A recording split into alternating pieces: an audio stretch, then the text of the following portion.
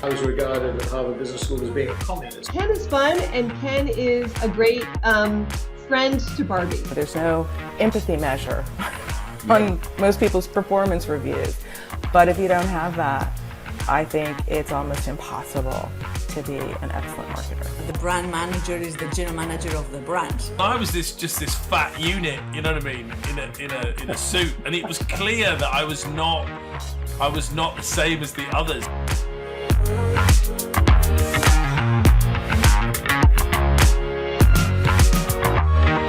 Welcome everybody, here we are for a WFA festive edition, and I can't think of a better guest to end our year than Mark Ritson himself. Mark, hello. Santa Claus himself, Dave. Hello, how are you? I've just flown in from Lapland, I'm here for you. It's fantastic to have you here. And listen, one of the things we're going to do is introduce you to your alter ego, the Ritbot. Very interested in this. I know you guys have been going around the world with an Android version of me. Yeah. I've only encountered it when someone complains on LinkedIn. Occasionally tagging me about I said something ridiculous, and I'm like, that wasn't me, you know. No. Well, we'll get to that. But I should say I had the great joy of unveiling your alter ego in Toronto. It was a kind of spooky thing because it was a panel where there were 3 women, and you on screen large as the Ritbot, and 800 people in the audience. So question number 1 goes to the lovely Jane Wakely from Pepsi. She answered. I know Jane, yeah. Everybody does this. Goes to your alter ego, and everybody gets amused. And by the time we got to the 3rd question, the response to you was so massive that I went off my script. Sorry, to you, your Ritbot. And I said, you know that bullshit about AI is not going to replace this? I think it is, because we were watching. But anyway, it worked so brilliantly that I then got invited on tour. So you have been in Karachi, your alter ego has been in Karachi. Good to know. To a huge success. Was I in Afghanistan or somewhere? Where else were you been? No, you were in Athens. After Karachi, you were in Athens and you did Harare, but we'll get to that because it's been... Do I travel business class when I go to these things? You do. I think we've been upgraded. The Ritbot goes first. I think that's only right. That's quite right. In one of the screens on exactly. the seat, you know. It's been a bizarre thing, Dave, watching it from afar, because I'm not, other than you kindly saying, would you mind? And I'm like, no, go for it. I've had no involvement in it at all. So I've picked it up from the sort of periphery when someone comments, you know what I mean? And it's quite the strangest experience, I have to tell you. But I mean, the spooky thing, and it'd be no surprise to you, because it's a large language model, and we're very grateful to Marina Petrova and the folk at Intentful who did it. And this kind of overlaps an article you've written, because you're so consistent in what you say, and let's face it, you've said a lot, and you've written a lot, that it's been quite easy for the bot to answer on your behalf. I believe she said at one point, I do quote it a lot, I'm the easiest person that she's ever had to train AI to do. And I thought you could take that either way, you know what I mean? But I actually think, more seriously, my business of Mini MBA, we're going down the route of AI like everyone else. And I truly think that having distinctiveness, whatever it is, to be the front of it, is possibly more important than having the depth or the capability anymore, given that will be, machine learning. So I actually think it's possibly one of the most important things I've ever read about myself is I'm AI-able. Do you know what I mean? I was like, I think that's probably good, when everyone's got unlimited AI and unlimited data, what have we got left, right? And it's this beautiful face, obviously. Yeah, but as you yourself have said, it kind of depends on the input and what you put in. But we'll get to that. But anyway, delight to have you here. So good to see you, mate. Here you are. We've known each other a long time. You realise how long we have since LBS days. I know, very long time. It's 25 years, I believe. 25 years, but we're looking young and fabulous. I believe we're looking great. Yeah. I mean, I do think your Ritbot, I hesitate to say this, looks slightly younger, a few more teeth, as you yourself have said. I would say, first of all, all my photographs are already 10 years younger than me, and Ritbot's based on an even earlier one than that, so it has that. He certainly has a lot of gleaming white teeth. Yeah. Which has never been one of my problems. So he's sort of, when you see him, he's like, hello. That's my only weakness. That's my only criticism. Well, we'll get to that. We'll get to that later. But anyway, you look the same, Dave. So here you are in the Northern Hemisphere, rare that you're up here. What are you doing up here? What else are you up to? So this time of year, I come up and we visit lots of Mini MBA clients and do a variety of things, which is sort of quasi-selling, I guess. We wine and dine, do talks. I've been with the amazing John Lewis partnership this morning. We work with Waitrose and John Lewis. We train their teams. And it's just, it's nice because you're meeting them at the end of a course. We've got about 50, 60 on it now. So we'll meet all of them in the morning, hang out with the senior marketing guys for lunch. And it's kind of like Ritbot. I mean, I'm not, digital Mark's doing all the work and the teaching, and I just turn up for the plaudits and the dinner afterwards.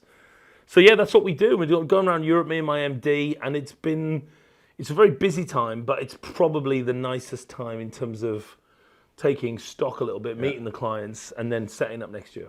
But the mini MBA, I have to say, you'll be pleased about this. I'm one of your third-party endorsers. I always say to people, go and sign up for the mini MBA. I appreciate it. And the feedback is astonishing. I mean, the business is pretty remarkable as well, isn't it? How's it doing? It's doing great. We're officially, I mean, these multiples are a little bit questionable. We're about £100 million business now.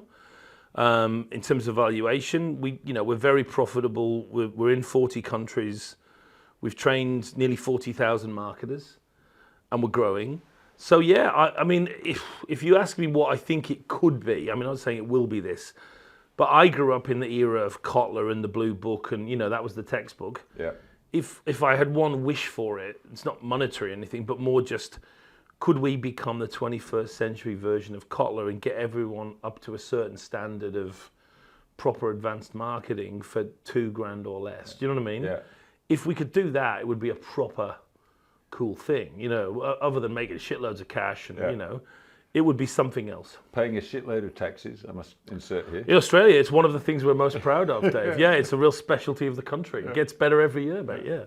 No, but I have seen so many marketeers get better because of it. It's great to hear. And I've also seen, you've had some great exchanges with people who go, us marketeers, we don't need training, to which we would both wave our bullshit card. Well, you were saying it long before I was, and it's true. I mean, we have a lot of charlatans, and I don't mind a charlatan or two, but when they tell everyone else to be a charlatan, I take it personally. And my retort to all, they always have these weird, convoluted stories about why you don't need training in marketing, and it involves basketball or horses or something. And I always just say, yeah, that's great. Here's what I think. Training in marketing makes you better at marketing. Yeah. The end, right? Yeah. And it's true. About 96% of our marketers, and they're quite senior, say at the end of the course, this has immediately made me a better marketer. Yeah. And that's the proof. If a 40-year-old marketer goes on this course and comes out of it and she goes, I'm even better than I used to be, that's what we want to hear, So yeah, it's a great journey. It's a big surprise. I never planned for it to be a full-time thing. So, but it's a lovely journey to, it'll get me through into my 60s, and that'll be great. Do you know what I mean? Like I do. It's kind of like your Vodafone years. You know what I mean? You're just like, yeah. No, they got me into my 60s and almost to my 70s, but not quite. But anyway, let's also talk a little bit about this year as we look back 24, because obviously we've got some live things that I've been enjoying reading about, but highlights, lowlights, brands that have knocked it out of the park, brands that have fucked it up. See, I swore before you. Can I just point that out? Don't open that door, David. Don't open that door. It's a big door to open, mate. I often, I do these conferences when it's not Ritbot, and they'll say, oh, by the way, we love the whole, challenging stuff. You can swear and stuff. So I get in there and I do the thing, and afterwards, that was a bit strong. No, I think it's been a great year. I would say there's a general vibe that I feel it, and I'm sure you probably do too. Around London, we're in New York this week as well, certainly in Sydney. There's a weird vibe that we're not in recession anymore, but we don't know what we are in. Okay. There's a feeling of impending something. Yeah. I don't know what it is, but we're not quite wherever we were in 2019. We're heading somewhere different. Yeah. Yeah, and I feel that in all the places I've been to. I think M&S is a great story. Most of us grew up on M&S. Yeah. So seeing that, Anna and Shari, the two kind of marketing chiefs, transform that business. Shari was in a bit earlier than Anna. Shari does the food, Anna does the fashion and homewares. It's not that long ago, it's 10 years ago, they're thinking they're getting rid of fashion and homewares, and now it's leading, So I think that marketing story is, probably my favorite brand of the year by most people's measure. Kantar had a big bunch of data in it. It just is a testament to what they've done. So I very much like that. I've really enjoyed the Jaguar story. Yeah, I've noticed. Well, it's very interesting. I mean, so that's been an interesting one. Probably Starbucks is the one I'm watching the most. I have a good feeling the new CEO will sort it out. But, it's a perfect example of nonsensical brand positioning come home to roost. You know what I mean? Yeah. Well, they got stuck into the red herring of brand purpose a bit too much. Oh didn't they? Christ! There were early innovators in the space of smoking too much metaphorical crack about their product, and yeah, I mean, the interesting moment was so 2008. They had the whatever it is, feeding the communities of the world happiness, whatever stuff, and then they got what we thought was a decent CEO in 2022, but he made it worse. Then it went to I can't even tell you what it was. It was ridiculous. Yeah. The new guy looks like he's sending out a lot of messages. The new CEO, they will actually get a proper positioning. But by the way, they're not that unusual. I don't know what you've seen around the tracks, but of all the things that are a giant shit show in marketing, and we have many shit shows, positioning is the one for me. Yeah. There's very simple evidence that if you need more than a page, it's fucked. Yeah. If you don't have your distinctive assets, you're fucked. You've got to get it down and be tight. The era of first of all, these triangles and keyholes and 7 slides is over. And the era of, the customer champion who's here to revolutionize the yada yada, that's gone. And we are coming back, the smarter brands, I think, to a more prosaic, realistic, tighter place. I don't know if you saw it. I love the McCain IPA winning case. Agree with that. Les Binet said it was the best he'd ever seen, and I think he's right, and he would know better than me. That's a one-line position about families and and dinner time. I think we're going to get there soon, back to a short, realistic. My passion is Kit Kat. Yeah. Breaks are good for you. 4 codes. Yeah. I think everyone should do that. And they'd be Starbucks would be $1 billion better off. Yeah. But we've got to get our marketers through that world. And then my last one was. Andrew Tyndall, who's completely bonkers. Have you had Andrew on yet? No. Right, you got to get a fucking budgery guy hanging from the ceiling to focus on it. Focus there, Andrew.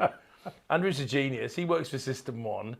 And Andrew's great. He's increasingly a disturbingly good writer. When he started out, everyone, he was shit. So I'm like, look at this young guy writing these columns, But he's worryingly improving much quicker than he should. Yeah. It really disturbs me greatly. I'll get angry every time I read his columns. But he's done this exceptional work on basically creative consistency. Yeah. And I think this is a big trend for 2025. If you look at all the best performing Christmas ads, almost all of them are ads that have already run last year. Yeah. And the second tier are new ads from an existing campaign. Yeah. And the third worst tier are completely new campaigns.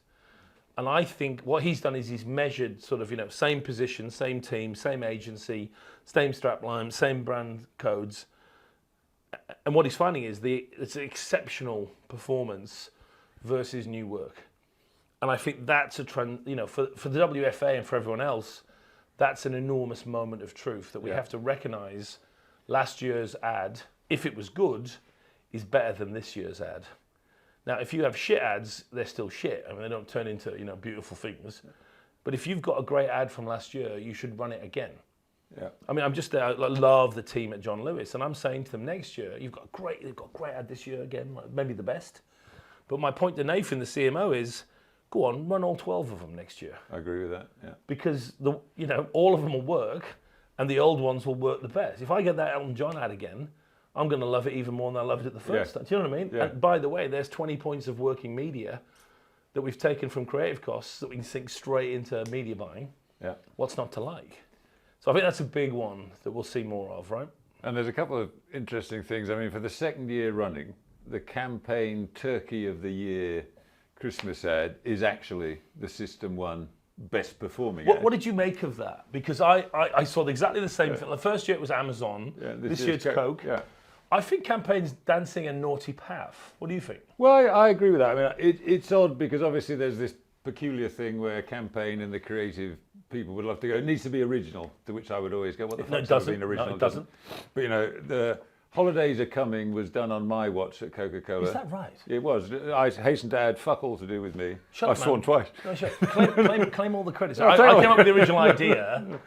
No, but as I've watched that, and I remember when they released 14, 15 years now. Yeah, released it in Germany, and then it became a thing where they had trucks and kids would come out on the street and the whole thing. It's huge. And this year, they decided to chuck a bit of AI in. It's like an AI remix. An Yeah. AI remix, which is an odd thing to do A because few six-fingered people in the crowd. and obviously that got a lot of discussion. But the truth is, the System 1 testing, which I'm increasingly a fan of, Me too. shows it's the one that delivers the goods. And There's good for them that they've been consistent and stuck at it. There's a few things there, right? And I think campaign on the wrong side of history, right? Yeah. Which is a dangerous place to be when you're an advertising magazine. I think they were wrong because they, to your point, I don't care what a journalist thinks, the market is the truth. The second thing, through System 1, representative sample of customers, they loved it. And none of them even thought it was AI or cared it was AI. It's just an industry chat. Yeah. And the third point, I think you're right, it's an old ad, so what, right? Yeah. I think the point is that's not only not a bad thing, it's a good thing. So yeah, I was quite surprised with they keep doing this turkey of the week, and it's them. Yeah. You know, I think they're on a dangerous path there. I mean, no agency likes pre-testing. But what I've found is, I mean, System 1 get a lot of grief. But, you know, recently there's 3 or 4 guys having a real good go at them on LinkedIn. And, you know, one of the guys is using data from 1995 about pre-testing. And I pointed out to him, yeah, that's clever. You're using data that was collected before System 1 was invented. Yeah. And I said to John, the CMO, I said, what are you going to do about that, John? Right? He's got data from before you existed showing that you're shit. Yeah. And I sent him a picture of Time Cop, you know, with Jean-Claude Van Damme, where he has to go back in history, you know. And I feel a bit for System 1. They've now become very dominant. So they're getting, you know, of course, in marketing, anything that's good must be bad. But my story with Sky is, I think, very important. I was on the fence, and I thought, this might be bullshit, you know. And so I said to the System 1 guys, give me a client that will tell me that you're good. So they sent me to Sky, and Sky, as you know, they know their shit, right? They spend a lot of money, they do a lot of metrics, had lots of econometric measures of their ads after the fact, saying what worked and what it did. And so Sky didn't believe it either, and they said to System 1, how many of our ads have you got in your archive? And they said 40. And Sky said, okay, we've tested all those 40 ads with our own market data. We know what they did. Rank them, you know, for long and short. So System 1 did it, and all they had was their own research. And Sky went, that's amazing. That's what we've got. Here's 100 grand, you know, we're in. And I think that for me, and I've heard that from other clients now, they've kept it simple. No research is perfect, but for 10 grand, if you're going in on a BA, a Coke, a Vodafone size campaign, you should be fired if you don't spend the 10 grand on what's going to be a £20 million media buy. Do you know what I mean? Well, the other thing is, I mean, I used to say, if I go back like 20 years ago, I was never a fan of pre-testing, only on the basis if you're doing this so it makes the decision for you, that's bad. You've got to own the decision yourself. That's right. But if you're doing it for input, you must. And I did a thing recently with the very smart and very personable Orlando Wood. Orlando, yes. And Orly, as he hates to be called. Yeah, but they totally champion creativity, and they're just trying to help get better work better. And with diagnostic input, right? And why wouldn't you do that? No, I think that's fair. And all credit to System 1. I think they are, you know, they're changing the way that we do the process. And some of the data that and I've got to be fair, so it's come out of Kantar as well, Analytic Partners. The end of wear out, as we've talked about, it really came from them. It didn't come from academics. It came from them all saying, we don't see any difference between an ad that's 3 years old, it's still in the market, and 2 months old. Yeah. And it started everyone looking at it. So I think they're also producing some very interesting insights that we wouldn't otherwise have had. So I think, you know, I gave a talk last year at the Effie's in Mexico. I think it's the golden age of effectiveness, understanding. I mean, we've had a really great effectiveness literature for a long time. But I think we're in a place now that we've never been in before. And if you go back 15 years to how brands grow and right through, we've got a relatively new literature which is really practical, and it's astonishing, you know? Yeah. And the only thing is I do despair for our American colleagues who are so far behind the fucking pace. Yeah. I did Brand Week. You like this story. I did Brand Week in Arizona this year. Uh-huh. And my topic was, you know, America, you're really far behind. And they really fucking hated it. All 2,000 of them really hated it, funnily enough, right? And I was using FE data from the UK and the US to show how far off the pace the Americans were. Silence, you know? And then at the end, there were sort of questions. And one of the questions was, well, why do you think we're so far behind? And I said, well, the previous person talking before me was John Legend, you know, the musician. Yeah. And I said, he's a very good musician, you know? He knows fuck all about segmentation, right? So what they've done with their marketing conferences, they've just turned into like, you know, I don't know what to call it, like a jamboree of sort of assorted celebrities, you know what I mean, teaching about personal branding, you know. So I think they've really lost the plot. And I grew up in America. I mean, that's where I was trained. And they were so far ahead in the 90s. You remember these days, right? You went there and you were like, fuck, what is this, you know? Now they are, unfortunately, and I love America, they're so far behind.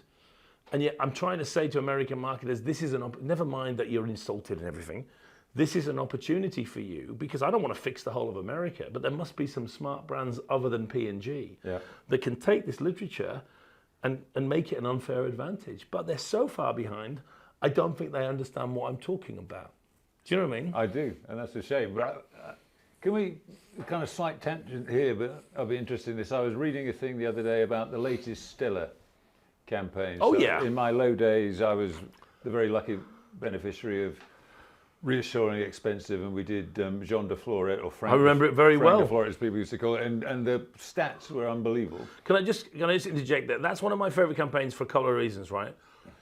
Part of it was real hack stuff done well, right? In the sense that Jean de Floret had come out that year and they just fucking stole it, right? Exactly. That bit was the hack bit, but the Reassuring Expensive was the genius bit, right? And when you put them together, you know, you can recall those ads to this day. Anyway, you carry on. No, well, what they've done now is they basically have David Beckham having a pint of Stella. What's the tagline? Do you remember? I don't even remember. I remember it because there is a stupid fucking tagline, which is something like, you know, Reassuring Expensive is a work of genius, right? Yeah. Their new tagline is, you know, you get what you pay for, governor, or something. It's so fucking bad, right? And I noticed the same ad. I mean, David Beckham's a lovely man. He is phenomenal. But I don't think he's a bloke that men of our age don't aspire to David Beckham, and kids sure as fucking don't, right? So I think it's a very weird choice. I know he's available, right?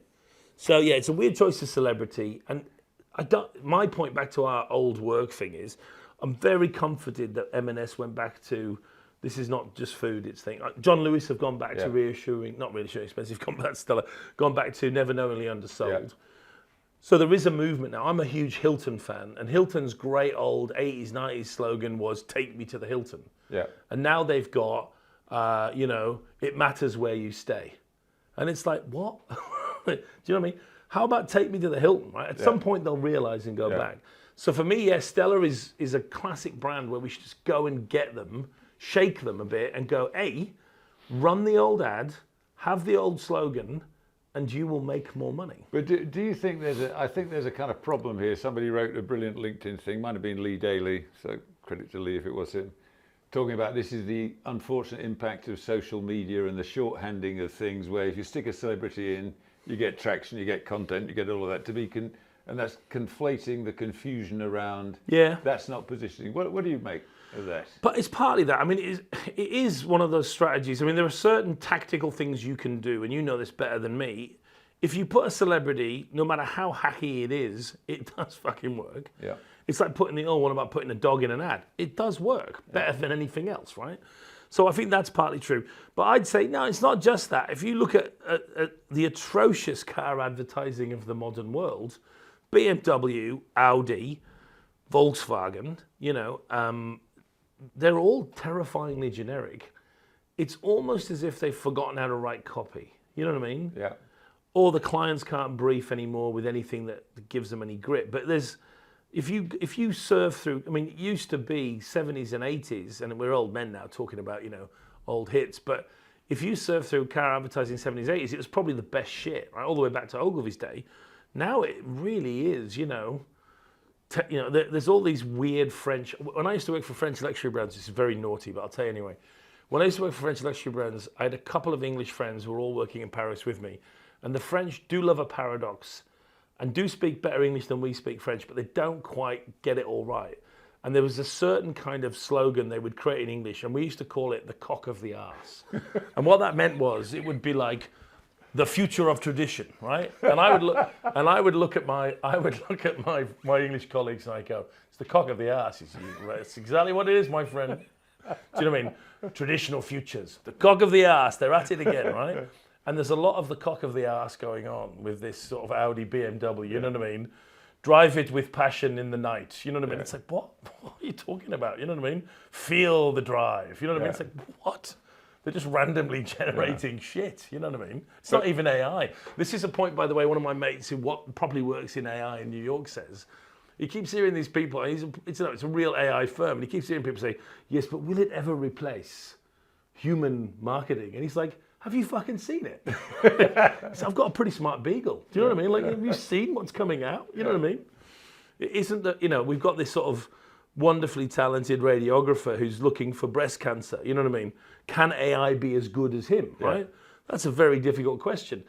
What isn't a difficult question is, can artificial intelligence be better than most marketing people? It already fucking is, right? And again, my mate from AI will always say, to kill a line, this is as bad as AI will ever be. Yeah. Do you know what I mean?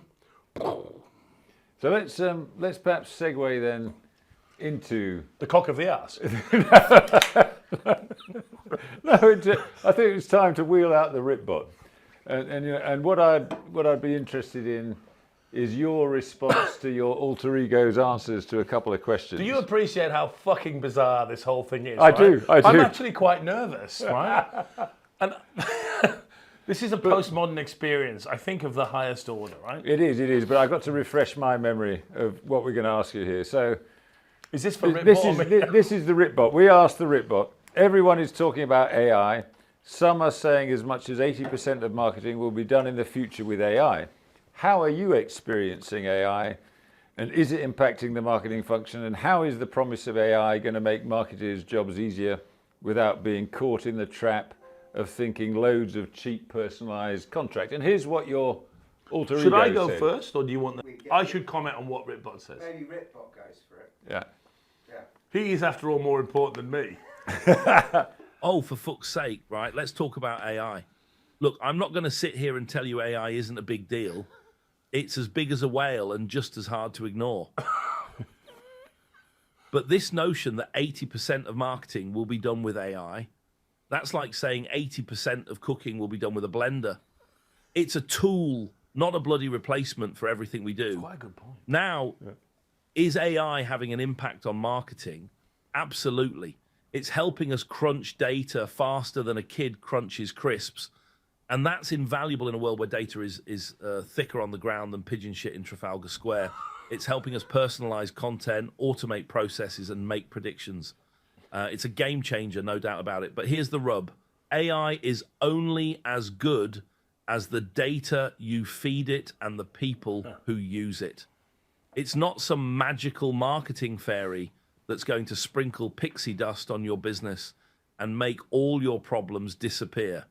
If you're using AI to churn out loads of cheap, personalized content, then you're missing the point entirely. AI isn't about doing more marketing. It's about doing better marketing. It's about using data to understand your customers, create better experiences, and drive growth. It's not a replacement for human creativity, insight, or strategy. It's a tool to help us do our jobs better, not a substitute for doing our jobs. So let's stop genuflecting at the altar of AI and start using it properly. Let's use it to enhance our marketing, not replace it. And let's remember that at the end of the day, marketing is about people, not algorithms. And until AI can replicate human emotion, intuition, and creativity, it's not going to be the marketing messiah some people are making it out to be. So let's keep our heads on straight and keep things in perspective, shall we? Fuck, right. What do you make of that? I don't completely agree, but I am completely persuaded. It's very interesting. Wow. I mean, it's beautifully expressed, far better than I could do it. Yeah, very interesting. I mean, I think my sense of what he's just said, it's a strange experience. He's out of date by about a year. Yeah. And if we were doing it a year ago, I think that would be astonishingly perfect. The reason he's out of date, and that's often I think an issue with AI, right? They don't valence recent stuff over slightly older stuff. is I think the synthetic data thing does make some of that slightly incorrect, right? So where I think AI is going, I agree with myself. It's the creativity piece. I don't think we need AI to do ads. You know what I mean? I mean, Coke are doing it, as we said. They didn't need to, and it came from a human thing. I think we'll always use creative teams. Where I am more and more convinced is synthetic data is coming on so quickly, and it's unlimited in every sense of the word, that we're now increasingly starting to prototype use it to feed strategic tools. And I think we're 2 to 3 years away from what I call the Doctor Strange moment. So I'm working with a company where we can do category entry points in 35 seconds for any brand. We can do base segmentation. We can do some pricing work and some perceptual maps. Wow. And we can do it, in 5 minutes by just getting the brand name, and it goes out and builds synthetic data and pulls it back in and builds the chart, right? We're still 7 or 8 more models away, right? We need funnels, custom funnels, stuff like that. We need media, the equivalent of econometrics. We need pricing, objective setting.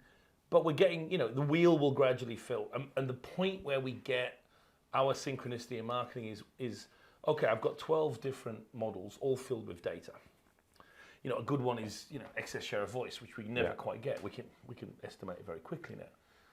When those 12 or 13 different completed models can now be essentially can spin and feed each other, we can then run a million different scenarios.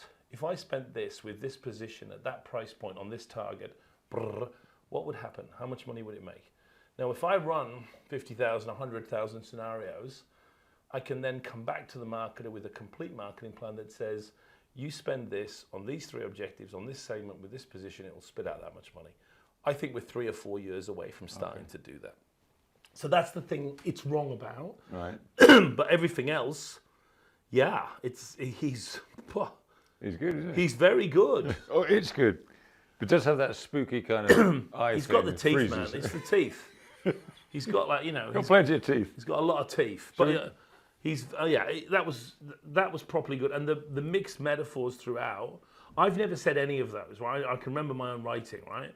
So the thick pigeon shit of Trafalgar Square and all that, it's the kind of thing I would say, but I've never said it, right? So it's quite remarkable how he's pulling these slightly coarse, rich metaphors that don't quite make sense. Kind of got your tone, though, I think. Should we have a look at another one? Totally, yeah. I'm completely unnerved by it now. The question was talent. Some say that marketing as a career has lost its luster. Everyone is talking about a talent crisis. As a professor of marketing, you'll love this, we'd love to know your view. Is there a problem? What do we need to do? Right, okay. And what's funny is I'm watching it for the first 3 seconds, it's just like, but then you get carried away by it and start listening to what it's actually saying. Today, everyone with a Facebook account thinks they're a marketing guru. They slap a few hashtags on a post and call it a marketing strategy. And it's like calling yourself a Michelin-starred chef because you can make toast without burning it. We're not facing a talent crisis. We're facing an identity crisis. We've let the tech bros, the buzzword spouters, and the growth hackers redefine what marketing is. Very good. It's time we took it back. Marketing isn't just about social media, SEO, or whatever godforsaken acronym is trending this week. It's about understanding the customer, creating value, and building strong brands. Well, it's a blend of art and science. It's a critical business function, not a bloody afterthought. Wow. So what do we need to do? We need to educate. We need to train the next generation of marketers in the fundamentals. Not just how to use the latest shiny tool, but how to think strategically, how to understand human behavior, and how to build and manage brands. And we, the experienced marketers, need to step up and reclaim our field. We need to stop letting the charlatans and the snake oil salesmen define what we do. We need to be proud of being marketers and not let anyone tell us our career has lost its luster. So To all the aspiring marketers out there, don't be disheartened. Marketing is as exciting, challenging, and important as it ever was. You just need to cut through the bullshit to see it. I mean, that's different because you ask him about AI, and yeah, it's a very fast-moving concept, right? Yeah. I mean, but that's a more sort of perennial question, and that's gospel, right? Yeah. I mean, I'm not sure I would have all of those points as well as, certainly not as well articulated, but the composition's pretty good too, right? There's an opening and a middle and an end, and yeah, that's mind-blowingly good. No, and this is the one I remember in Toronto. This is very spooky. So I'm sitting there on this stage. That got a gigantic round of applause, as though you had been there, and you kind of go, "Whoa, hang on a minute." No, it's a narration, right? Yeah. I mean, it's the sort of thing I don't do, you Yeah. know, in the sense that it was beautifully structured, and a sort of call to arms at the end. No, and the points are spot on, right? Yeah. I mean, jeepers creepers. Yeah, and then a question we asked your alter ego in Toronto. I also did this, by the way, in Pakistan and in Athens, and in both cases, so this is the question. Do you get different answers, do you, or do you? Well, you do, but the difference is the interesting bit. Finally, in the spirit of better marketing, what one piece of advice would you give to the marketing community that would help elevate the role of marketer and the function of marketing? So we're going to show you what your alter ego said in English, but your alter ego also could do Urdu. Is your Urdu good? It's really, really spectacular, yeah. And your Greek? How's your Greek? Oh, yeah. Kaleftikos, fantastikos. Now, this is interesting because I won't say anything, but I have a pretty good idea what I would say to that. Well, strap in, because here comes the gospel according to Ritson. God. If I were to give one piece of advice to the marketing community, it would be this: stop bloody chasing the shiny new thing and get back to basics. I see it all the time. Marketers getting all flustered and frothy about the latest tech, the newest social media platform, and the trendiest buzzword. It's like a dog chasing its tail. You're running in circles and getting nowhere fast. You want to elevate the role of the marketer and the function of marketing. Then stop acting like a bloody magpie attracted to every shiny object that passes your way. Instead, focus on the fundamentals. Understand your customer, know your brand, develop a solid strategy, not only short-term tactics, and for God's sake, learn how to measure your results properly. Stop trying to be a growth hacker or disruptor or whatever the hell else is trendy this week. Be a marketer, a damn good one. Know your craft, hone your skills, and take pride in what you do. The role of marketing isn't to jump on trends. It's to drive business results by creating value for the customer. So get your head out of the clouds, put your feet on the ground, and do the bloody work. And remember, marketing isn't just a job, it's a profession. Treat it with the respect it deserves, and others will too. Now get out there and show them what a real marketer can do. So it's right, first of all. So what it's saying is what I would have said. That's what I thought. Yeah. But what is still surprising to me is it's far more, dramatic than me. Yeah. I like a bit of a flourish, but that's a pattern speech there. You're getting a good response from the audience there. Oh, fantastic response. It's very interesting. You know what I mean? I like to, in my writing, I think more than my speaking, in my writing, I do try and conjure up an emotional response, but it's not often that pattern-esque. No. Do you know what I mean? I mean, it's maybe a little inaccurate, but it's very impressively inaccurate in the sense that it's giving better speeches than me. So if you were scoring him out of 10, what would you give? Oh, look, I mean, I've got to tell you, I think the first one was a little outdated, not because that's outdated, because things are moving fast. But yeah, I mean, I would say it's 9 out of 10 for accuracy content. And it's pretty much 9 out of 10 for, verisimilitude and, the way he's talking and saying things. The only thing that's not realistic is he's a better public speaker than me. I think I'm quite good, don't get me wrong. But he's better. Like, he can, he's much better. Gosh, yeah. When you're showing this to people, other than me. Are you getting? I mean, are people kind of taken with it? He's got quite a. You get an amazing response. So in Athens, for instance, the way they'd set it up is the bot appeared on a gigantic. Imagine I'm interviewing you now. Yeah. You were on screen. Your bot was on screen, and that was huge up there. And I even found myself thinking, "Oh, this is like a proper interview. I'm now interviewing somebody," and the response was astonishing. So you people are applauding, go, "Yeah, I agree," and you go, "Fucking hell." Well, the only other interaction I've seen from Ritbot is I meet people who didn't know me, who've met me subsequently after being exposed to Ritbot. And what's interesting is they just assume you're like a legendary person because someone's built an AI version of you, and now I'm meeting you for real. Now, this person didn't know who the fuck I was initially, but because they've been exposed to some AI head, they're like, now, well, you must be very important because you have an AI avatar. Do you know what I mean? Yeah. And I'm like, yeah, you can think that if you want, but it's kind of bizarre, do you know? But yeah, I would have to say that was, I mean, if I give it 9 out of 10 for content and 9 out of 10 for delivery, given my various states of jet lag and hangover, it's probably more accurate than me most of the time. I'm not always 10 out of 10 myself. Do you know what I mean? If I've had a big night out, I'm 6 or 7. Do you know what I mean? So yeah, I think that's pretty good. Pretty good, Dave, I got to say. But I do think there's an interesting overlap with one of the articles you wrote this year, which is brands that are looking at their history, are consistent, that know what they're doing, keep repeating the same thing, always deliver and will work. And because your views on the whole, I've known you for years, are consistent and they're based on your deep understanding and your academic study of it as well. I have a point of view. No, it's true. And I've got a very whether you like it or not, there's a very specific ideographic way that I talk and write, right? Which isn't everyone's taste, but doesn't look like anyone else. Do you know what I mean? Yeah. And I think that helps it as well. Yeah. Do you know what I mean?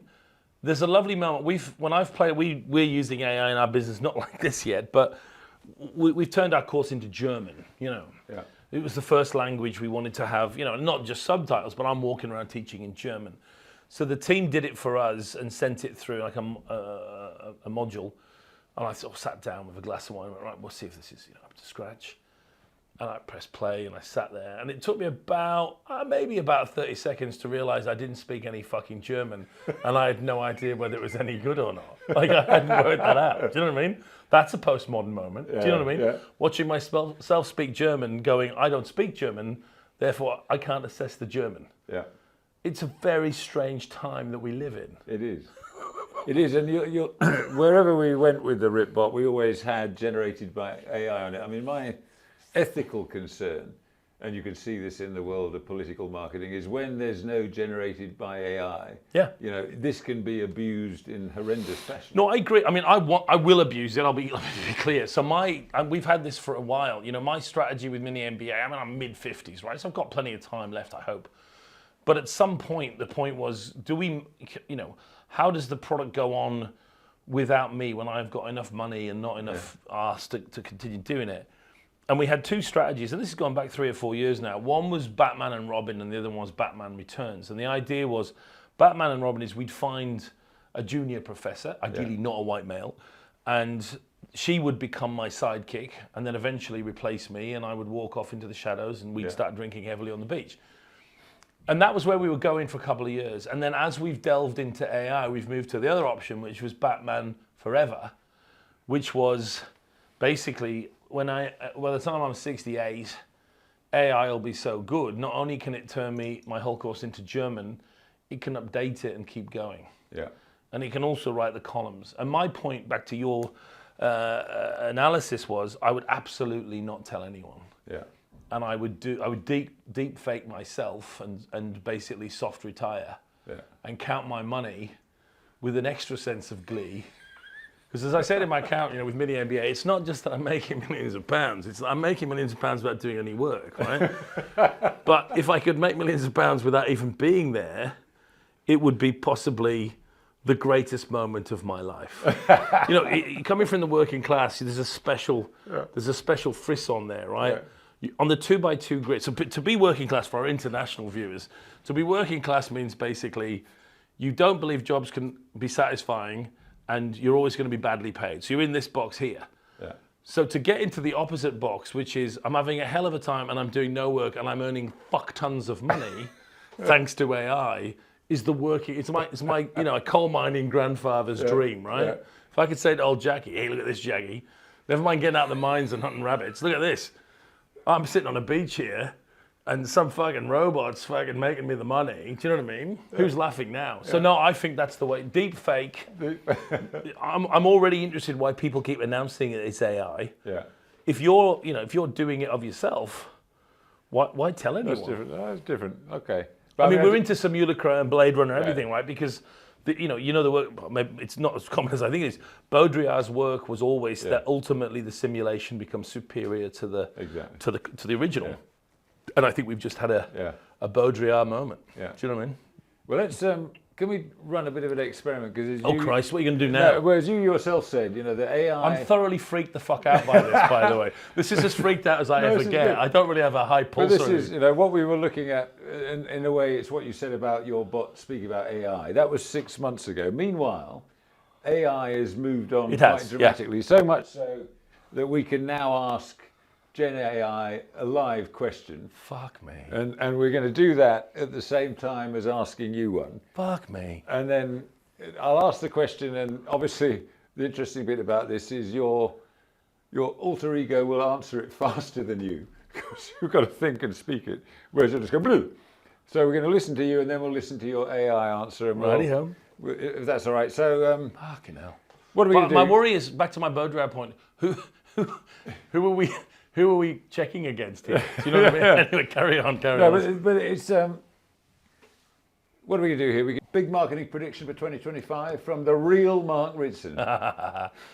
Look, I think we're just going to move further into the AI implications are going to start to become more apparent in every sense, right? In analysis, in research, in headcount. I think we'll see AI becoming.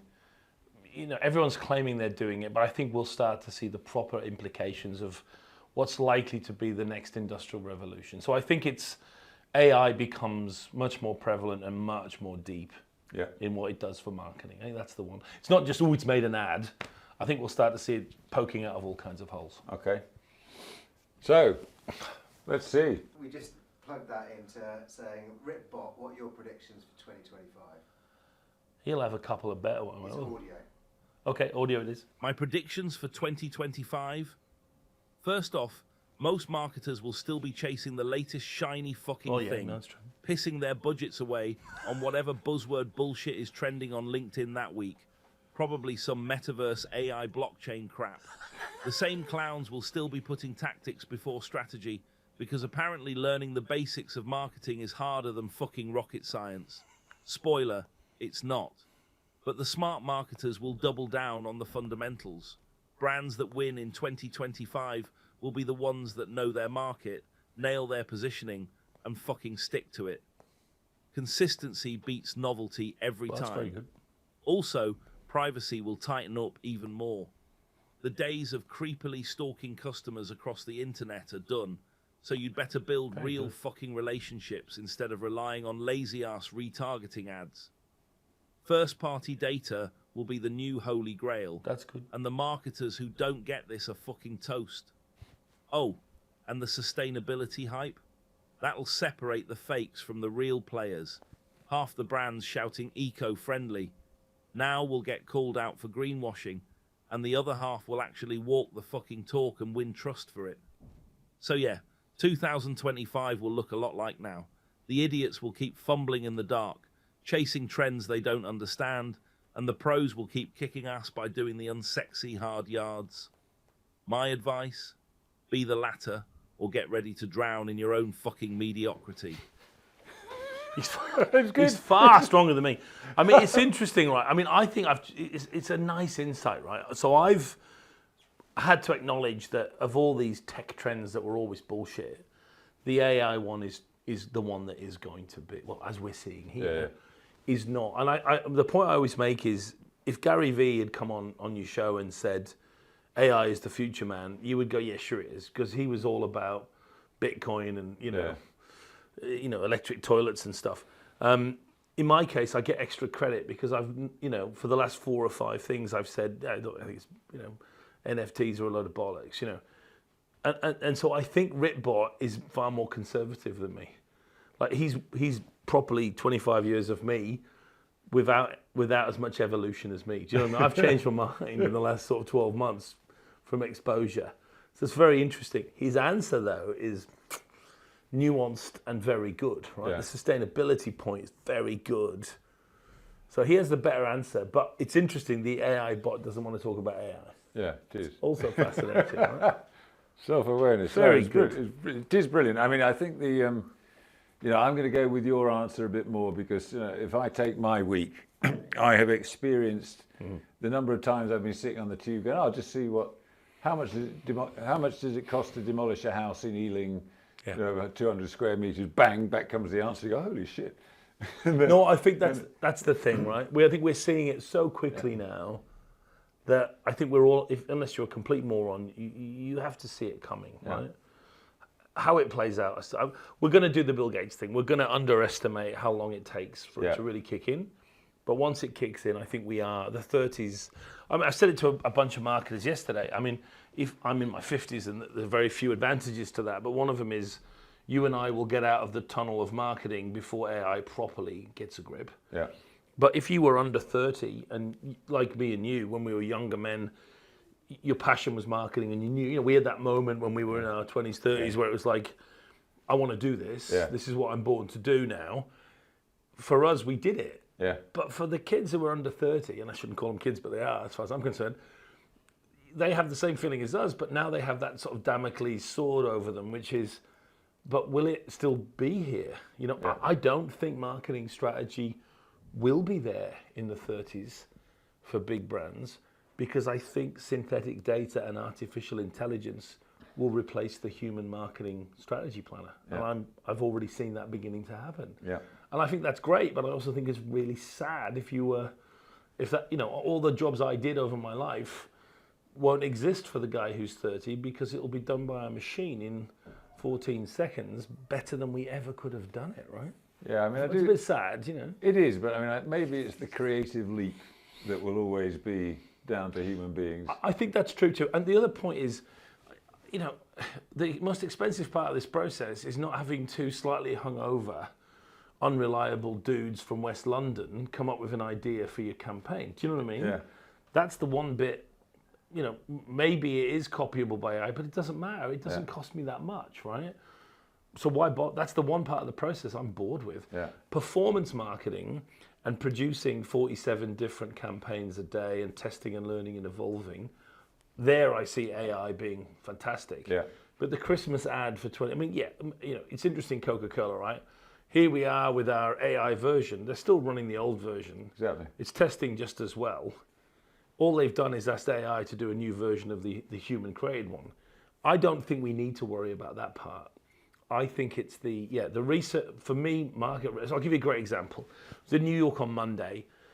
The AI synthetic data firm I work with have discovered pharma, right? Yeah. And what they've discovered is big pharma medical companies will happily spend $3 million on a survey of doctors or patients, and it will take on average 2 years to get approval to do the research, right? And go through all the approval hoops and everything else. What they've just been through with a large medical client is, with the lawyers and the market access people and everyone else, the realization it will cost $50,000 and can be done in 14 seconds, right? Oof. And they're sat with the compliance guy, and he's going, well, hang on now. If they're not real patients, and he's like, no, we can just do it. And everyone in the room is metaphorically shitting their pants at this moment, right? Yeah.